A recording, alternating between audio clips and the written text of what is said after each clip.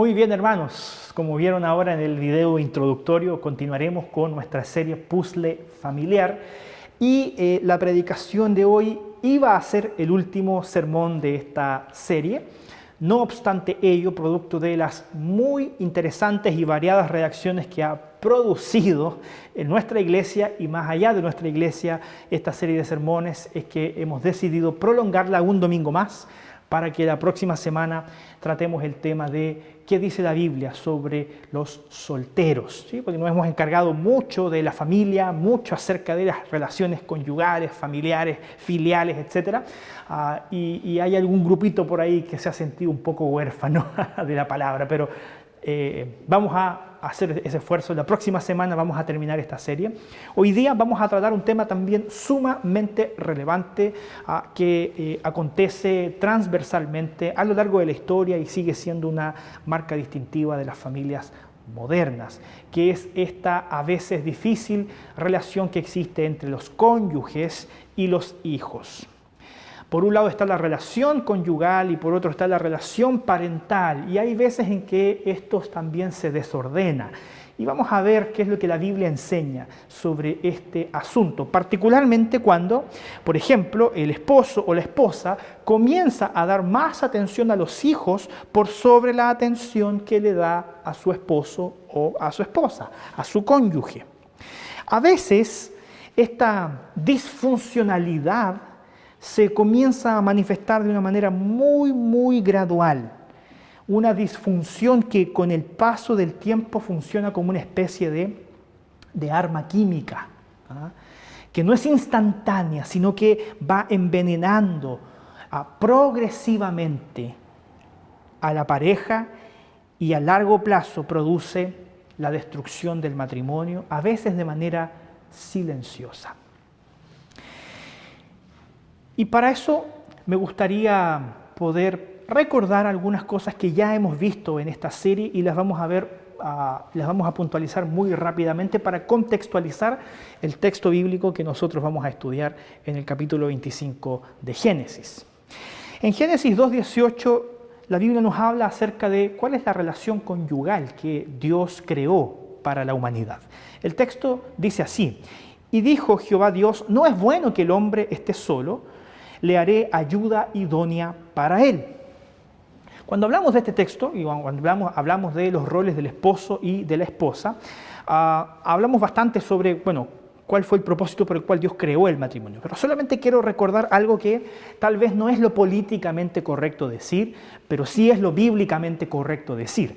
La Biblia nos enseña que cuando Dios crea al hombre como ser masculino, lo mira y como considera que está solo y que el hombre solo es un desastre, Dios decide crear una compañera para el ser masculino, creando ahora también como parte de la humanidad al ser femenino. Y como dice el texto, no es bueno que el hombre esté solo, le haré ayuda idónea. Entonces la mujer es creada para ser la auxiliadora correspondiente, la complementariedad del ser masculino está también creada en el ser femenino. La mujer fue creada para ser la auxiliadora, para ser la mujer que corresponda y complemente al hombre. Por eso el texto dice, le haré ayuda idónea para él, es decir, para Adán. Entonces el texto bíblico es claro, no podemos nosotros darnos más vueltas con lo que la Biblia establece de manera tan explícita. Entonces, discúlpeme ahora también un poquito las mamás, pero la función primaria, piensen esto, la función primaria y más esencial de la creación de ustedes como mujeres, no fue dedicarse primariamente, ojo con esto, a sus hijos. Ya, y yo le voy a pedir que me tenga paciencia y me escuche hasta el final. Ya no corte la transmisión porque de repente yo me mando algunas frases un poco polémicas, pero escuche el argumento completo, escuche el raciocinio completo que hay detrás de esto. La función primaria con la cual Dios te creó no fue para dedicarte a tus hijos, fue para que te dedicaras a tu esposo, fue para que te dedicaras a tu marido. Y también, tú que me estás escuchando, querido hermano que estás casado, tu función primaria tampoco fue la de proveer el sustento para tus hijos, sino que fue para complementarte con tu esposa, fue para donarte a tu esposa. La Biblia entonces nos enseña que la prioridad la debe tener nuestro cónyuge y no nuestros hijos. Y lamentablemente existe esta disfuncionalidad y es por eso que la quiero tratar. En muchos matrimonios termina pasando que el esposo o la esposa se donan hacia sus hijos y lo que se torna común para ellos y por lo cual la relación se mantiene unida y tal vez estable y fuerte, está en función no de ellos mismos, sino en función de sus hijos. Y esa disfuncionalidad es muy peligrosa. Quiero seguir adelante leyendo Génesis 2, 23 al 25. Dijo Adán, esto es ahora hueso de mis huesos y carne de mi carne. Esta será llamada varona, porque del varón fue tomada. Por tanto, dejará el hombre a su padre y a su madre, y se unirá a su mujer, y los dos serán una sola carne. Y ambos estaban desnudos, Adán y su mujer, y no se avergonzaban. Perciba que el texto expone aquí un ciclo, un círculo virtuoso, en donde el hombre y la mujer, en el versículo 24, se unen. Pero para que exista esta unidad entre el esposo y la esposa, el texto establece que primeramente debe haber una desconexión de la familia de origen. ¿Por qué? Porque cuando los padres crían a los hijos en la dirección de hacer de ellos personas maduras, eventualmente llega en algún momento el tiempo en que ellos tienen que encontrar un compañero, encontrar una compañera para emprender su propio viaje, para emprender su propio proyecto familiar. Y vemos que, de hecho, ese es el ciclo de la vida. Nos casamos para tener hijos, hijos que crecen, hijos que maduran, y cuando alcanzan cierta madurez, ellos se separan de la familia de origen para formar su propio proyecto familiar, un círculo. Después ellos van a tener hijos que serán maduros, que encontrarán su pareja, que tendrán hijos y así se va alimentando este entretejido social que tiene como célula básica, ¿cierto? Como elemento fundacional el matrimonio y la familia. Por eso para nosotros es tan importante el tratar la familia desde la óptica bíblica, desde la óptica verdadera, para también producir bienestar social. Hay una estrecha relación entre ambas cosas. Entonces, probablemente usted ha escuchado esta frase: los hijos son prestados, los hijos pasan, los hijos son temporales. Y por lo tanto, cuando nosotros nos aferramos demasiado a ellos, eso puede producir un impacto nocivo en nuestra relación matrimonial. Y es de eso a lo que yo quiero que nos aboquemos hoy día a resolver mediante la exposición de la palabra de Dios. Porque algo no funciona bien en la familia si sus hijos no maduran y no emprenden su propio viaje. O algo también no está funcionando bien en la familia si su hijo emprendió su viaje o su hija emprendió su propio viaje, pero pareciera ser que no ha cortado el cordón umbilical, que sigue dependiendo y sigue muy conectado a su familia, incluso por sobre su fidelidad hacia su esposo o hacia su esposa. Los hijos pasan, ellos son prestados, y eso no significa que cuando ellos dejan su lugar en nuestra familia, no deba existir más una relación y un vínculo estrecho de amor y cariño. No estoy diciendo eso, usted me entiende. Pero los hijos bien criados pasan por nuestra vida y luego se van, porque ellos emprenden su propio proyecto. No le quepa duda alguna, hermano, que los hijos demandan mucho esfuerzo. Y en cualquiera que sea la etapa en la que ellos se encuentren, ellos van a demandar mucho trabajo de ti. Ya sea que son niños, que son preadolescentes, que son adolescentes, que son jóvenes. Escuché por ahí a una mamita decir que hijo chico, problema chico, hijo grande, problema grande. O sea, los hijos siempre dan trabajo, no importa la edad que tengan. Ahora, esto genera que muchas veces dedicamos tanto esfuerzo por dedicarnos a nuestros hijos, que nuestros oídos se entrenan para oír solamente la voz y las necesidades de nuestros hijos y dejamos de percibir la voz y las necesidades de nuestro cónyuge, de nuestro esposo o de nuestra esposa. El esposo puede dejar de oír la voz de su esposa porque educó sus oídos solamente para atender las necesidades de sus hijos y viceversa. Y esto progresivamente puede generar mucho daño en su relación. No porque sus hijos quieran hacerle un daño a su matrimonio. Los hijos no hacen esto de manera consciente. Voy a robar la atención de mi mamá para que mi mamá no tenga una buena relación con mi papá. No tiene nada que ver con eso. Los hijos no hacen esto de manera consciente, pero nunca olvidemos que ellos también están afectados por la naturaleza caída y son egoístas. Y quieren la atención de su padre, quieren la atención de su madre. Y nosotros somos los que pisamos el palito. Es nuestra responsabilidad decirle a nuestros hijos cuál es su lugar. Es nuestra responsabilidad decirle a nuestros hijos cuál es el lugar que ellos tienen dentro de la relación matrimonial. ¿Por qué? Porque la Biblia también habla sobre esto. La Biblia también señala cuál debe ser la saludable relación filial que debemos tener con nuestros hijos. Quiero, por ejemplo, leerle lo que dice Romanos 1:28. Y lo bendijo Dios y le dijo: fructificad y multiplicaos, llenad la tierra y sojuzgadla y señoread en los peces del mar, en las aves de los cielos y en todas las bestias que se mueven sobre la tierra. Fíjense lo que dice el texto.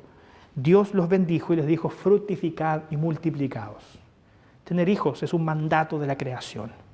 Tener hijos es un mandato de Dios para las familias. Los hijos son una bendición. Los hijos nunca son una maldición. Los hijos siempre son percibidos como un regalo de Dios para nosotros. Y de hecho, si vamos a la antigüedad, la fertilidad femenina estaba asociada a la bendición de Dios. Por lo tanto, cuando una mujer carecía de la posibilidad de poder engendrar hijos y quedar embarazada, el problema de esta mujer, más que un problema biológico, era un problema teológico. Porque muchas de ellas terminaban pensando: ¿qué Dios está haciendo en mi vida? ¿De qué forma el Señor me está castigando y me está maldiciendo por no tener la oportunidad de engendrar hijos? Porque los hijos eran y son señal de bendición de Dios sobre el hombre y la mujer, sobre la familia. Y es por eso que tenemos que tener muy claro esto.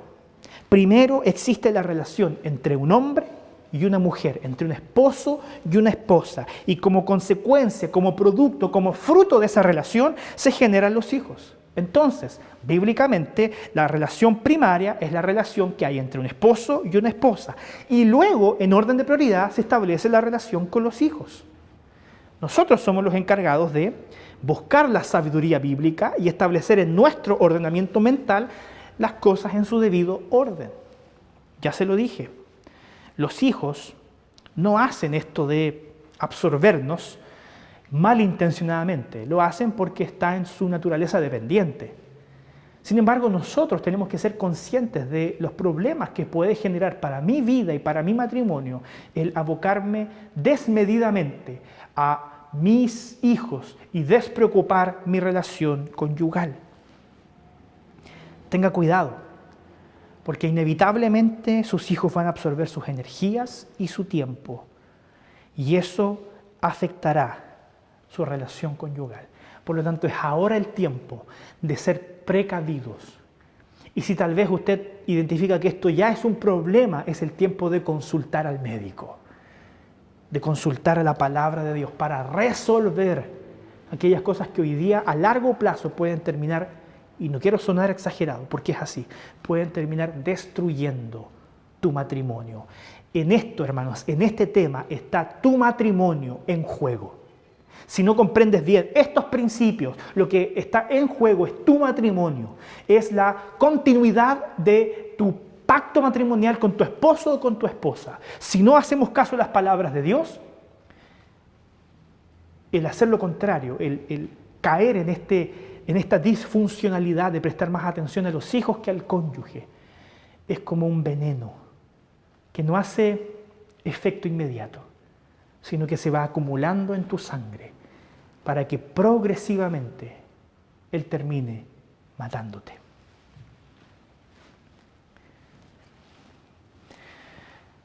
Se lo digo nuevamente, los hijos son transitorios, los hijos pasan, los hijos son fugaces en la vida de los padres.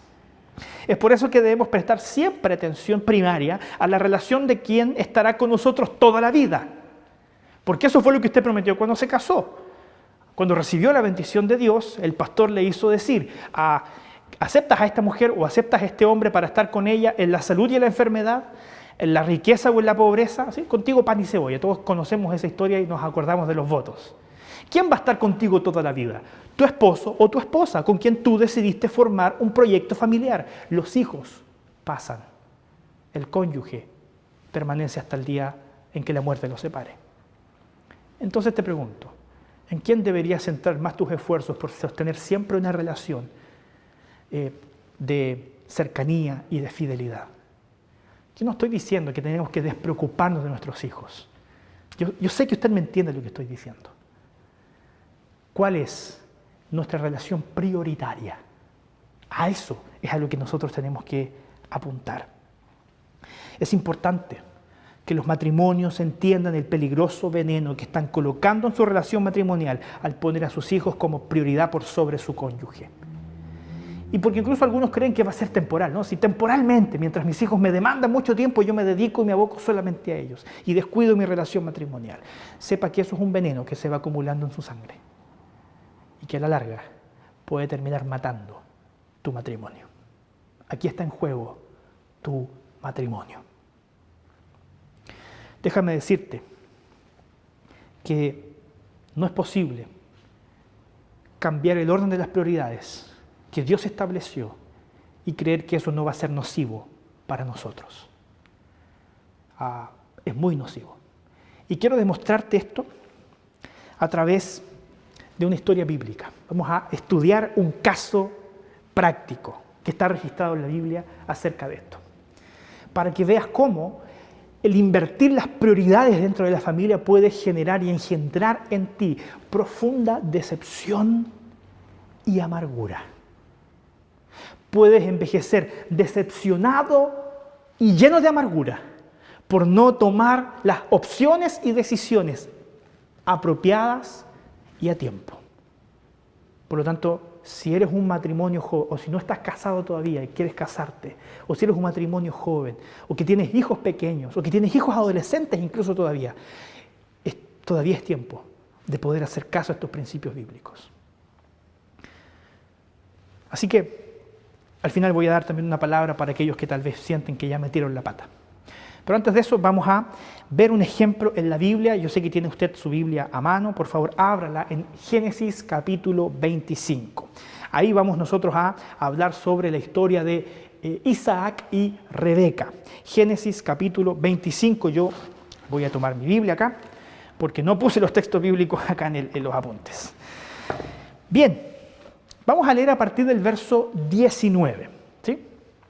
Entonces, póngame atención usted ahí en su casa. Génesis 25, a partir del versículo 19, dice así: nacimiento de Jacob y Esaú. Estos son los descendientes de Isaac, hijo de Abraham. Abraham engendró a Isaac, y era Isaac de 40 años cuando tomó por mujer a Rebeca, hija de Betuel arameo, de Padán Aram, hermana de Labán arameo. Y oró Isaac a Jehová por su mujer, porque era estéril, y lo aceptó Jehová, y concibió Rebeca su mujer. Déjame hacer algunos comentarios iniciales a esto. Lo que nosotros vemos es que cuando Isaac se casa, dice el texto bíblico, que él tenía 40 años. 40 años. Esto nos dice dos cosas. Primero, no es tarde todavía para los que ya creen que han avanzado mucho en edad. No es tarde. Isaac se casó a los 40 años. Pero lo otro que tenemos que nosotros reconocer es que Isaac se casó adulto. Isaac se casó ya siendo una persona muy adulta. Y fíjense que en gran parte vemos que su familia de origen, la familia de origen de Isaac, que era la familia de Abraham, ¿cierto? Y su esposa Sara, contribuyó a que él postergara esto de iniciar su propio proyecto familiar. ¿Sabe por qué? Porque Isaac nació en un matrimonio en donde sus padres ya estaban en edad de ser abuelos. Abraham ya era muy anciano, Sara también. De hecho, nosotros conocemos la historia. Ellos fueron padres siendo ya ancianos. Y esto fue de hecho un milagro. Y este es el problema cuando los padres tienen hijos muy avanzados en edad, incluso llegando a la edad en que ya tienen que ser abuelos. Usted sabe cuál es la diferencia entre un padre y un abuelo, ¿sí? Una vez escuché por ahí, un padre cría y el abuelo mal cría, ¿sí? El abuelo no tiene por qué tener una relación con su nieto de crianza. Por lo general los abuelos regalonean a sus nietos, ¿cierto? Porque están en otra etapa. Bueno, vemos nosotros que Isaac fue criado por sus padres como quien cría un abuelo a su nieto. Así que Isaac era el consentido de su madre, era hijo único. Y observa este detalle, tan cercano era Isaac a su mamá que él solo se casó después de que su madre murió, cuando él tenía ya 40 años. Tan cercano era Isaac a su madre que no fue capaz de cortar el cordón umbilical antes, sino que cuando Sara murió, entonces él se casó con Rebeca. El texto en la Biblia dice claramente que cuando Isaac se casó con Rebeca, consoló su corazón por la muerte de su madre. Rebeca sirvió de un consuelo para Isaac porque él había perdido a su mamá. Otro detalle importante es que Isaac, fíjense, teniendo 40 años, no estamos hablando de un lolo de 15 y de 20, teniendo 40 años no fue capaz de buscarse esposa para sí mismo, sino que su padre tuvo que hacerle prometer, tuvo que hacerle jurar a uno de sus siervos que le encontraría esposa a su hijo Isaac. Consulta. Por lo general nosotros hablamos de Abraham, de Isaac, de Jacob como grandes héroes de la fe. ¿Y sabe qué? No lo eran tanto. Con estos antecedentes que yo le estoy mencionando, ¿no le parece que Isaac era un poco extraño? Ningún personaje de la Biblia fue perfecto. Porque de hecho el Señor nos enseña cómo Él tiene misericordia y trabaja en seres humanos imperfectos cuando nos ponemos y disponemos a trabajar en su reino y a ser moldeados por sus manos. Fíjense que con el pasar del tiempo descubrimos que las personas con las que contraemos matrimonio replica muchos modelos que aprendió de su familia de origen. Eso a veces trae cosas buenas, porque nuestro cónyuge tiene buenas costumbres que aprendió en su casa, pero también trae sus cosas malas, porque también trae sus taras, los problemas que aprendió en su familia de origen. Y fíjese que al leer el texto bíblico fácilmente podemos percibir que Rebeca no era muy distinta a Isaac. Que Rebeca no había sido criada de manera tan distinta a Isaac, ya que al parecer, y vamos a leer el verso 20, dice que Isaac de 40 años tomó por mujer a Rebeca, hija de Betuel arameo de Padán Aram, hermana de Labán arameo. O sea, se menciona a su padre y a su hermano en el texto, y esto no está puesto al azar. Muy probablemente Rebeca era muy consentida de su papá y tal vez muy consentida de su hermano. ¿Ah? Muy cuidada, muy protegida. Al igual que Isaac con su mamá, muy cuidado, muy protegido, Rebeca también tenía esta característica de que vivió en un contexto familiar de sobreprotección. Entonces fíjese, un hijo único y una hija regalona, protegida por su papá y su hermano, se juntan en un matrimonio. Eso fue lo que pasó. Se juntaron en un matrimonio. Miren lo que pasó, verso 21. Y oró Isaac a Jehová por su mujer, que era estéril, y lo aceptó Jehová y concibió a Rebeca, su mujer, ¿cierto? Así como su padre Abraham oró, porque su mujer era estéril, y el Señor oyó la oración de Abraham y le concedió a Sara tener a Isaac por hijo, lo mismo hizo Isaac, aprendió de su papá. Él oró al Señor, el Señor escuchó su oración y Rebeca entonces pudo concebir como una señal de la bendición de Dios sobre ellos. Recuerde que en la antigüedad, los hijos eran señal de bendición de Dios sobre una familia y particularmente sobre un matrimonio. Por lo tanto, esto reafirma el hecho de que los hijos no son un problema, sino que los hijos son siempre una bendición. Sigamos leyendo. La historia se pone cada vez más interesante. Y los hijos luchaban dentro de ellas, ya eran peleadores en el vientre. Y dijo, si es así, ¿para qué vivo yo? Y fue a consultar a Jehová. Y le respondió Jehová, 2 naciones hay en tu seno y 2 pueblos serán divididos desde tus entrañas. Un pueblo será más fuerte que el otro y el mayor servirá al menor. Fíjense, Rebeca recibió no solamente la bendición de concebir un hijo, sino que tenía en su vientre 2 hijos que ya estando juntos ahí en el vientre se peleaban. No, parece que no se llevaban muy bien. Y es por eso que ella va y consulta al Señor acerca de esto. Y esto es importante, recuerda que en aquella época no había ecografía, entonces Rebeca no tenía idea de qué le pasaba en el vientre. Entonces ella fue y consultó con el Señor, ¿cierto? ¿Por qué hay aquí como una batalla dentro de mi vientre?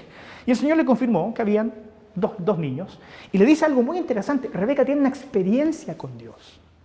Rebeca tiene una experiencia con Dios, porque el Señor le confirma que habían 2 seres vivos en su vientre, y esta información y este encuentro que ella tiene, esta experiencia que tiene con Dios, Rebeca no la comparte con su esposo Isaac. No hay registro de que ella haya ido donde su esposo Isaac y le haya dicho, el Señor me dijo tal cosa, que tengo en mi vientre 2 seres de las cuales nacerán 2 naciones y una servirá a la otra. O sea, ya empezamos a ver características de una relación matrimonial un tanto disfuncional.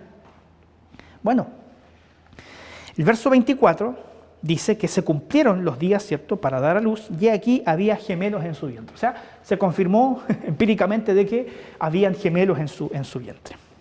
Ahora, versículo 25 y versículo 26, preste atención. Y salió el primero, rubio, y era todo velludo como una pelliza, y llamaron su nombre Esaú. Después salió su hermano,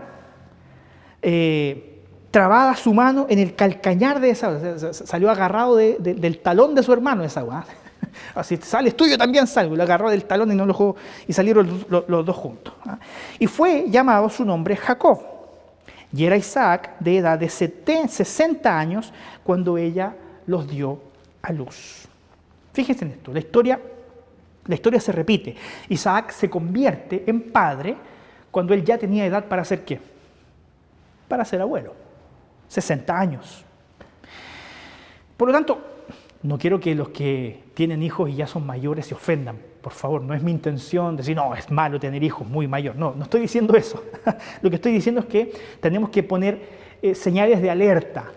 Las señales de alerta que la Biblia establece y los peligros que usted corre por posponer demasiado el proyecto de ser padres y de criar hijos. ¿Ya? Entonces, vamos ahora a leer el verso 27 porque aquí la historia se pone muy interesante. Crecieron los 2 niños y Esaú fue diestro en la casa, hombre de campo, pero Jacob era un varón quieto que habitaba en tiendas. Fíjese que esto es una verdad en todas las familias, ¿ya? Porque 2 niños criados por los mismos padres y criados en la misma casa, con las mismas costumbres, con las mismas reglas, con los mismos valores, son muy distintos. Eso es así. ¿Ya? Eso ha pasado y la Biblia lo confirma. Esaú y Jacob fueron criados en la misma familia, por los mismos padres, con los mismos valores y con las mismas reglas, y los 2 fueron muy distintos. ¿Ya? ¿Qué vemos? Que Esaú era un empeñoso cazador. ¿Ya? Podríamos decir que Esaú era un macho alfa, ¿cierto? Pelo en pecho, manos de leñador, un hombre rudo, un hombre así, un hombre como este típico estereotipo así de macho, de hombre dominador. Sin embargo, vemos que Jacob era diferente. Jacob era alguien más bien de casa, más delicado. Él no andaba en el campo cazando, él era un hombre que habitaba en tiendas. Eso se refiere. Era un hombre de casa, él de la casa con S, no con Z. Él se quedaba en la casa. Y aquí hay un tema interesante, y lo vamos a ver a continuación. Esaú, un hombre rudo, un hijo de papá, en este estereotipo, ¿cierto?, del hombre rudo. Por el contrario, Jacob, un hijo de mamá, un hombre más bien apegado disculpe esta expresión, un hombre más bien faldudo, que está ahí agarrado de la pierna de la mamá. ¿Y por qué yo lo digo de esa manera? Porque presta atención acá al verso 28, porque aquí está la fuente de todos los males de esta familia. Mire, verso 28. Y amó Isaac a Esaú. ¿A quién amó Isaac? A Esaú. Y sigue diciendo, porque comía de su casa, mas Rebeca amaba a Jacob. Isaac amó a Esaú. Rebeca amó a Jacob. ¿Por qué Isaac amaba a Esaú? Porque Esaú lo alimentaba con la caza. ¿Por qué Rebeca amó a Jacob? Porque era un hombre que vivía en tiendas y se quedó con ella siempre, y por eso tal vez generó una relación más estrecha. Aquí está la fuente de todos los males. ¿Y saben qué? El problema no fue que los padres eligieron a un hijo por encima del otro. El problema es que Isaac debía preferir a Rebeca por sobre Esaú. El problema es que Rebeca debía preferir a Isaac por sobre Jacob. Y aquí nosotros vemos un ejemplo tangible de que yo le expresaba en la introducción de este sermón. Cosas malas suceden en las familias cuando las prioridades están desordenadas, como va a pasar en el contexto de la familia de Isaac y de Rebeca. En algún punto del matrimonio que Isaac tenía con Rebeca, ellos se extraviaron. En algún punto ellos perdieron el rumbo. En algún punto de la historia ellos dejaron de preferirse mutuamente. Isaac comienza a preferir a Esaú porque su hijo comienza a cuidar de él. Su hijo comienza a alimentarlo. Dice el texto, lo amaba porque él comía de su casa, de lo que él cazaba, del sustento que él traía. Entonces él sentía inclinación por su hijo Esaú. ¿Por qué? Porque su hijo Esaú estaba cumpliendo la función que su esposa debía cumplir, de cuidar de él. Y por lo tanto, por el contrario, vemos que Rebeca, elige a Jacob, porque Jacob cumplió la función que Isaac debía haber cumplido como esposo, de estar con su señora, de acompañarla, de estar con ella, de ser su compañero, de ser su cómplice. Ellos cambiaron las prioridades, las cambiaron por completo. Ellos extraviaron el camino. De hecho, vamos a ver más adelante que cuando Isaac envejece y él incluso queda ciego, él manda a pedir a su hijo Esaú que le cocine su plato favorito. Pregunta, no queriendo conservar ningún estereotipo machista, pero olvídese de eso, no tiene nada que ver con la Biblia. Mirando el ejemplo bíblico, cuando el esposo quiere comer su plato favorito, ¿a quién se lo pide? A su esposa. O debería pedírselo a su esposa. Ya, y para que no caigamos en este juego machista. Y viceversa, si los hombres también cocinamos. Viceversa. Entonces, hermanos, Rebeca en algún momento perdió el foco y empezó a preocuparse más de su hijo Jacob que de su esposo Isaac. Y asimismo también Isaac en algún punto perdió su responsabilidad con su esposa y se centró en establecer solamente una relación profunda y significativa con su hijo mayor, con su hijo Esaú. Aquí vemos nosotros una familia plenamente disfuncional. Plenamente. Quiero llevarlo ahora al capítulo 27 de Génesis. Miren lo que dice este texto, voy a leer los primeros 4 versículos. Aconteció que cuando Isaac envejeció y sus ojos se oscurecieron, que fue lo que yo le comenté anteriormente, quedando sin vista, llamó a Esaú, su hijo mayor, y le dijo, ¡Hijo mío! Y él respondió, heme aquí. Toma pues ahora tus armas y tu aljaba y tu arco y sal al campo y tráeme caza. Y hazme un guisado como a mí me gusta. Y tráemelo y comeré para que te bendiga antes de que yo muera. Isaac estaba a punto de morir. Él presentía ya, no sabía la hora, pero él presentía que ya venía su hora de partida, que ya estaba muy viejo, estaba ciego. Y por lo tanto él procura tener una conversación profunda con su familia. Él iba a morir y por lo tanto la familia se iba a quedar sin jefe de hogar. Por lo tanto, él tenía que nombrar a un jefe de hogar. A eso se refiere con la bendición. Yo te voy a dejar a cargo de la familia. Y Isaac había decidido, lógicamente, dejar a Esaú a cargo de su familia. Entonces él decide montar una cena para compartir con su familia, para anunciar esto, para anunciar la bendición sobre su hijo Esaú. Y él manda a su propio hijo Esaú a que prepare esa cena. Fíjense, esto era algo de mucha importancia porque implicaba a toda la familia. Toda la familia estaba involucrada en esto. E Isaac no hace partícipe a Rebeca de esto. En ningún momento le pide a Rebeca que prepare la cena. En ningún momento conversa con ella. Él llama a su hijo Esaú y le pide a él que prepare todas las cosas para esta conversación profunda que quería tener con toda la familia. Entonces, fíjese, de esta decisión, Isaac ni siquiera tomó en cuenta la opinión de su esposa Rebeca. Y esto aparentemente era una forma en que ellos se relacionaban desde que ella estaba embarazada. Ella tiene una experiencia con Dios y no le cuenta ni le dice nada a Isaac. Por el contrario, él quiere tomar una decisión importante para la familia. Isaac quiere tomar una importante decisión que involucra a toda la familia y no le dice nada a Rebeca, porque durante todo su matrimonio, desde que ellos fueron padres, se dedicaron solamente a establecer una relación con sus hijos, y ni siquiera con los dos. Cada uno tenía su favorito. Cada uno tenía su favorito. Entonces vemos que Rebeca queda completamente postergada, porque en algún momento de la historia ambos dejaron de tener una relación prioritaria entre ellos para poner a sus hijos en el lugar que le corresponde al cónyuge. Sigamos adelante. Esto cada vez se pone mejor. Verso 5. Y Rebeca estaba oyendo cuando hablaba Isaac a Esaú, su hijo, y se fue Esaú al campo para buscar la caza que había de traer. Entonces Rebeca habló a Jacob, su hijo, diciendo: he aquí yo he oído a tu padre que hablaba con Esaú, tu hermano. Yo quiero hacerle notar algo aquí. Si tienen su Biblia a mano, confírmelo. Mire, dice que, verso 5, Rebeca estaba oyendo lo que Isaac hablaba con Esaú, su hijo. Y después dice el verso 6 que Rebeca habló a Jacob, su hijo. ¿Cuál era el hijo de Isaac? Jacob. ¿Cuál era el hijo de Rebeca?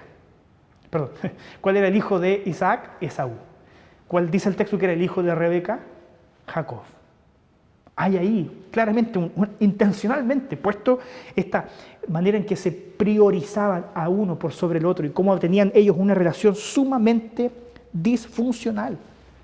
Rebeca tenía una relación de complicidad no con su esposo, tenía una relación de profunda confianza no con su marido, sino con su hijo. Porque incluso esta relación de confianza que tenía Rebeca con su hijo Jacob termina dañando a su esposo, termina dañando a Isaac como el padre de familia. ¿Por qué? Porque entre Rebeca y Jacob se engendra una mentira que derechamente, lo vamos a ver a continuación, hace que la familia explote. Hace que la familia firme su sentencia de muerte.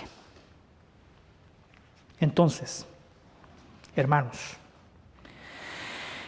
y quiero también tal vez hablarle más a las madres y a los padres, porque queriendo que sus hijos les amen y queriendo tener complicidad con ellos o estableciendo una relación de amistad con ellos, incluso a veces a las espaldas de sus cónyuges, eso puede producir no solamente que desautorizas a tu cónyuge, puede, como lo dije al principio, inyectar un veneno mortal y letal para tu matrimonio. Mortal. Aquí está en juego tu matrimonio. Verso 8 en adelante. Mire lo que sucede a continuación. Ahora pues, hijo mío, obedece a mi voz en la que te mando. Ve ahora al ganado y trae de allí 2 buenos cabritos de las cabras y haré de ellos viandas para tu padre como a él le gusta. Y tú las llevarás a tu padre y comerá para que él te bendiga antes de su muerte. Hay varios detalles muy importantes aquí. Rebeca sabía preparar el plato favorito de Isaac. Sabía, el texto lo dice, anda, apúrate tú, yo dejé en el refrigerador, ahí dejé, lo que tu hermano fue a cazar, yo lo dejé congelado en el refrigerador, entonces yo voy a ir a preparar el plato que le gusta a tu papá y tú se lo vas a traer. para que Él te bendiga a ti y no a tu hermano. ¿Qué se engendra aquí? Una mentira.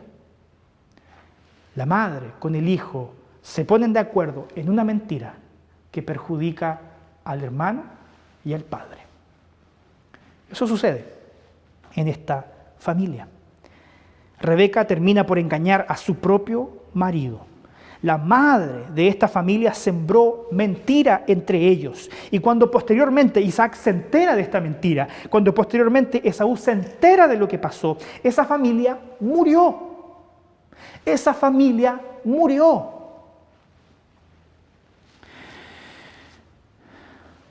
Isaac iba a morir con amargura en su corazón. Isaac iba a morir con amargura, lleno de amargura. ¿Sabe lo que iba a tener que hacer Jacob? Salir corriendo, arrancar, porque su hermano quería echar mano de él, quería asesinarlo por lo que había hecho. Entonces Esaú se iba a quedar sin papá, porque Isaac murió. Rebeca se iba a quedar sin su hijo Jacob, porque Esaú quería matarlo y él tuvo que arrancar. ¿Y quiénes se iban a quedar juntos en la casa? Rebeca y Esaú, que no se llevaban. Por el contrario, de alguna manera Esaú sabía que quien había orquestado toda esta mentira era su madre. Y se quedaron viviendo dos personas que probablemente se odiaban. En otras palabras,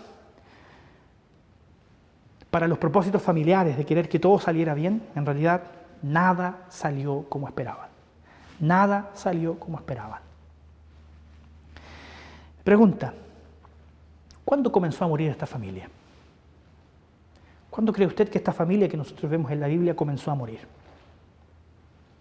Comenzó a morir cuando el hombre, cuando Isaac, dejó de colocar a su esposa como una prioridad mayor. Cuando dejó que su esposa dejara de ser el amor más grande hacia una persona que él debe tener en su vida. Y viceversa, esta familia comenzó a morir cuando Rebeca prefirió a su hijo por sobre a su esposo, cuando prefirió construir una relación de confianza con su hijo y no con su marido. Ahí, esta familia comenzó a morir. Y quiero llevarte a leer el verso 46, el mismo capítulo 27, pero ahora mucho más adelante, en el versículo 46. Dice así: y dijo Rebeca a Isaac, fastidio tengo de mi vida. Fastidio tengo de mi vida. ¿Cómo se sentía Rebeca con su vida? Estoy hasta aquí. No aguanto más. Y yo me pregunto, qué raro, ¿eh? ¿Por qué ella será? ¿Por qué será que Rebeca estaba hasta la coronilla con su familia? Muchas de nuestras amarguras son fruto de las malas decisiones que nosotros tomamos en la familia. Ahora piensa en lo siguiente, sigue diciendo el verso 46, ella estaba fastidiada de su vida, ¿por qué? A causa de las hijas de Et, las hititas. Como estas de las niñas de esta tierra, ¿para qué quiero la vida? Bueno, aquí lo que sucede es que Isaac todavía no moría. Ya Esaú se había enterado de que él había, intercambiado la posición de su hermano para ser bendecido. Y entonces sabía Esaú que apenas su papá muriera, él iba a matar a Jacob. Apenas mi padre muera, yo voy a matar a Jacob. Y Rebeca sabía eso. Entonces, fíjese, no hay una relación de confianza entre Isaac y Rebeca. Y Rebeca no fue capaz de ir donde Isaac y decirle, ¿sabes qué? Mira, pasó esto, te engañé y resulta que quedó la escoba, ahora tu hijo quiere matar a tu otro hijo. Entonces, si no arreglamos esto, aquí esta familia se va a destruir. No, Rebeca fue a decir, es que mira, lo que pasa es que no hay ninguna niñita para mi hijo acá en esta zona. Entonces yo quiero que tú la mandes donde mis papás para que allá ella se case con alguna familiar. Pero en realidad detrás de eso, lo que Rebeca quería era salvar la vida de su hijo Jacob. Porque sabía que apenas muriera Isaac, Esaú iba a echar mano de Jacob. Entonces ella va y nuevamente engaña a su marido con una aparente tristeza, diciendo, es que aquí no hay ninguna niña para mi hijo. Entonces déjame mandarle a la casa de mi papá, ¿cierto? A la casa de Labán, para que allá él se case. Rebeca orquesta la escapada la huida de su hijo para no enfrentar las consecuencias de lo que ellos habían tramado. O sea, la disfuncionalidad permanece en esta familia, permanece.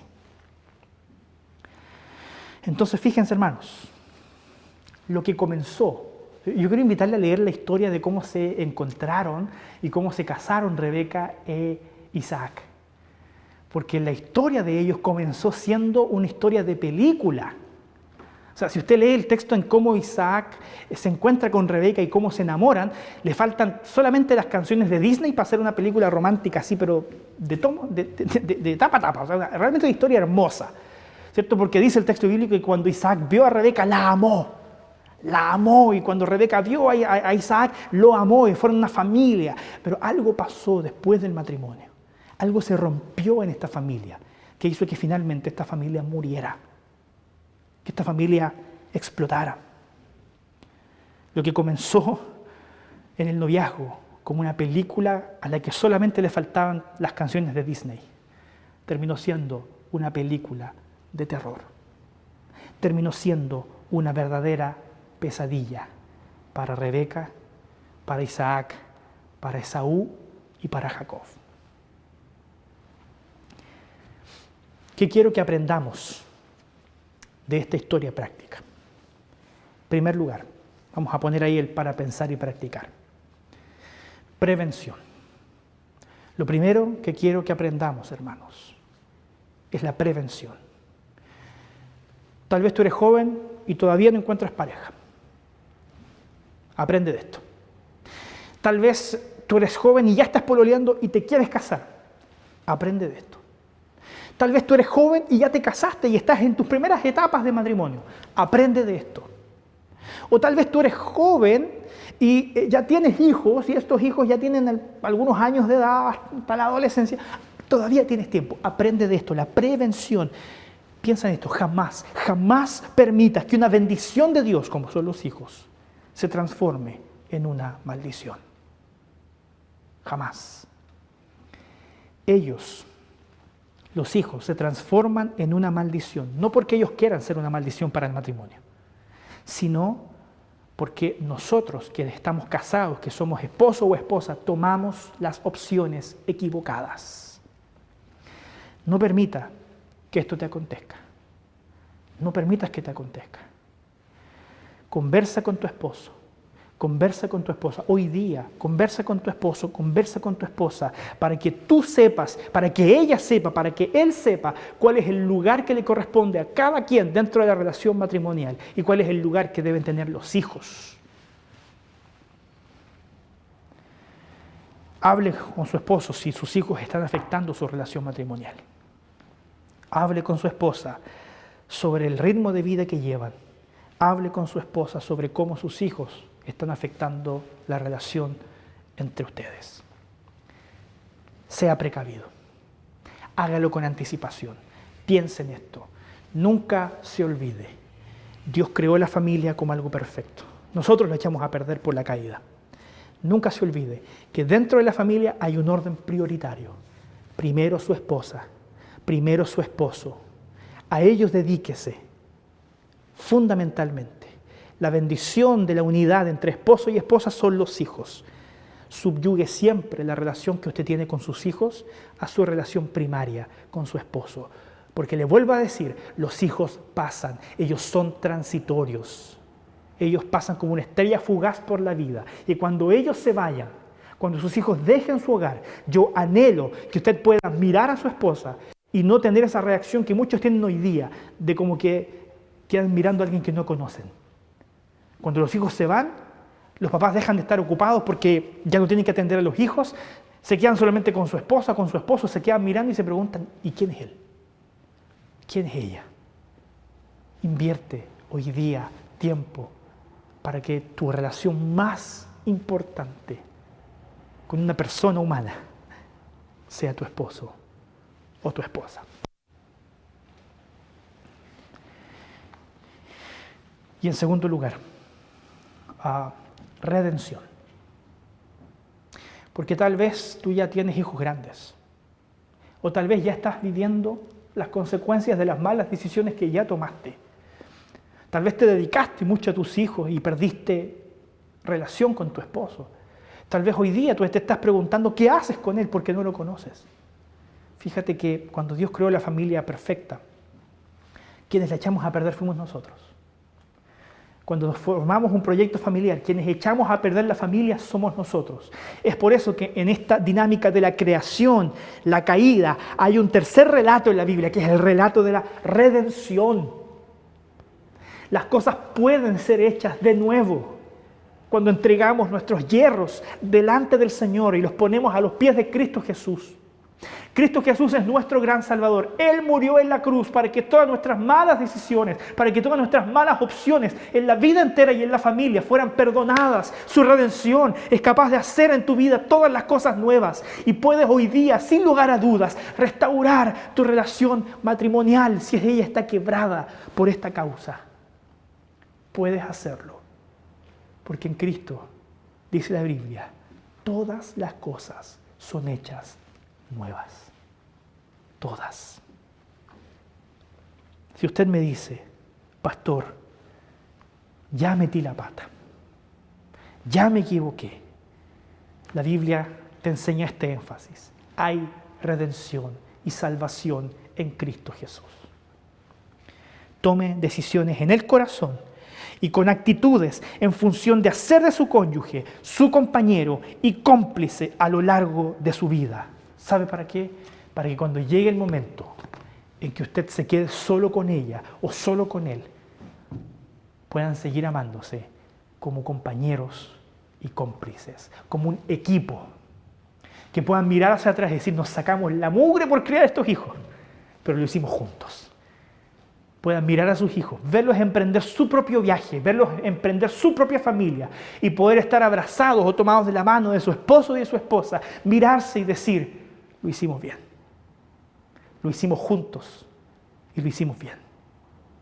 Eso puede pasar si creemos que todas las cosas en Cristo son hechas nuevas. Vamos a orar. Padre Celestial, qué impactante es tu palabra. En ella, Señor, tú nos muestras que también aquellos héroes de la fe que tú escogiste para llevar tu nombre, para fundar tu nación, para fundar tu pueblo, no eran perfectos. Al contrario, estaban lejos de serlo. Eso nos consuela. Eso por lo menos a mí, Señor, me hace sentir consuelo porque sé, Señor, que a pesar de mis hierros y mis equivocaciones, tú tienes misericordia de mí y puedes usarme para bendecir a otros, puedes usarme para tu gloria. Pero quiero, Señor, aprender de lo que tu Biblia establece como principios para no caer en el error. Ayúdame, Señor. Ayuda a cada esposo, a cada joven que quiere casarse, a incorporar esta gran verdad. Por sobre los hijos que tanto amamos y anhelamos, debe estar siempre nuestra esposa. Ella debe ser nuestra compañera, nuestra cómplice, la otra mitad de mi equipo por el resto de mi vida. Te pido, Señor, por cada esposa y por cada jovencita que anhela formar una familia. Ellas que tendrán la responsabilidad de tener a sus hijos en el vientre, de un vínculo que los hombres no comprendemos. Ayúdalas a entender también que por sobre la relación de amor y afecto que debe existir con sus hijos, deben seguir siendo compañeras, auxiliadoras, complementarias, correspondientes de aquel varón que tú creaste también para ayudarlas y complementarlas.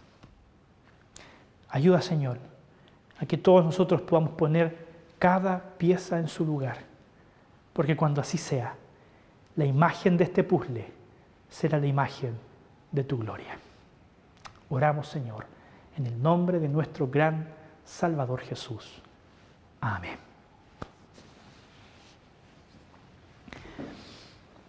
Querido hermano, quiero enviarle un gran abrazo a la distancia, decirle que nuestras actividades siguen adelante, así que quédese un par de minutitos más después de la bendición y el postludio pasamos un video con todos los afiches de nuestras actividades para que usted las anote, las agende y participe. Tenemos actividades virtuales para todos. Y me gustaría también aprovechar ahí de pasar un aviso a la iglesia. Estamos muy contentos porque durante esta pandemia, todo este tema de la familia no se detiene. Durante esta pandemia hay algunos jóvenes de la iglesia que han contraído matrimonio y que incluso otros más durante el año van a seguir contrayendo matrimonio. Así que solamente quiero compartir con ustedes la alegría que nos ha dado el hecho de que, por ejemplo, ya hace algunos meses, Gisto con Alejandra hayan contraído matrimonio. Aquí les dejo una foto de lo que fue ese momento muy íntimo. Éramos solamente nosotros ahí orando para que el Señor bendijera a su familia. Y también recientemente esta semana el matrimonio de Saúl con Vania, jóvenes amados, queridos de nuestra congregación que están contrayendo matrimonio. Ore por ellos. Ore por ellos. Ore también por los que vendrán. Ore también por aquellos que se casarán durante los próximos meses para que el Señor les ayude por medio de su palabra a hacer familias que glorifiquen al Señor. No dejemos de orar los unos por los otros, ni de ser agradecidos a Dios, porque Él es bueno. Es bueno y está siempre, cada día, con cada uno de nosotros y con nuestras familias, ¿sí? Un gran abrazo, vamos a recibir la bendición del Señor y luego de eso ya vamos a finalizar nuestra transmisión. Así que por favor incline su rostro y reciba la bendición de Dios. Que el Señor te bendiga, que el Señor te guarde, que haga resplandecer su rostro sobre ti y ponga en ti su paz. Y ahora que la gracia de nuestro gran Salvador Jesús, el amor de Dios nuestro Padre y la comunión del Santo Espíritu sea con cada uno de ustedes, mis hermanos, con sus familias, con todo el pueblo de Dios, desde ahora y para siempre. Amén.